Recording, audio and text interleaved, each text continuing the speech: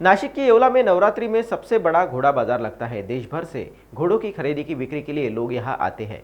इस घोड़ा बाजार को ऐतिहासिक महत्व प्राप्त है, जिसे 17वीं शताब्दी से शुरू किया गया है। येवला शहर में 350 साल पुराना घोड़ा बाजार है, जो हर मंगलवार को लगता है। येवला के संस्थापक राजे रघुजी बाबा ने 17वीं शताब्दी में इस घोड़ा बाजार की शुरुआत की थी। नवरात्रि के दौरान दशहरा से पहले मंगलवार को येवला कृषि उत्पन्न बाजार समिति परिसर में हर साल ये सबसे बड़ा घोड़ा बाजार लगता है। इस घोड़ा बाजार के लिए न केवल राज्य बल्कि देश के कोने कोने से बड़ी संख्या में घोड़े के व्यापारी घोड़े खरीदने और बेचने के लिए आते हैं। चेन्नई, कर्नाटक, पंजाब, काठेवाड़ी, गुजरात, माथेरान जैसे कई राज्यों से घोड़े येवला शहर में दाखिल हुए हैं। हॅलो, नमस्कार.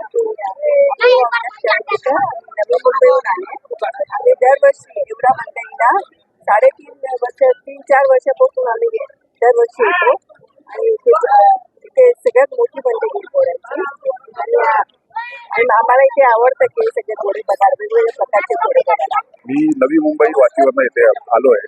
गेले 3-4 वर्ष मी सतत या घोड्यांच्या बाजारात येतो. तसंच मी 4-5 वर्ष युट्यूबला घोड्यांचा अभ्यास करतो. घोडे हे जे आहेत हे समुद्र मंथनातून आलेलं एक वाहन आहे, जे ईश्वराने आपल्याला दिलेलं आहे. जसं गाय असते तिची पूजा करतो दिवाळीत वसुबारसला, तशी दसऱ्या दिवशी अश्वपूजन होतं. मग अश्वपूजनाच्या निमित्ताने काय होतं की त्याच्या अगोदरचा जो मंगळवार असतो तो येवल्यामध्ये ही 3.5 वर्षापासूनची परंपरा आहे की इथे मोठी मंडई भरते आणि या मंडईत घोडे विक्री खरेदीसाठी येत असतात. लोक इथे त्याची घेऊन जातात आणि दसऱ्या दिवशी त्याची पूजा करतात. तर घोडा हा असा वाहन आहे, तो एकदम सशासारखा एकदम भित्रा वाहन आहे.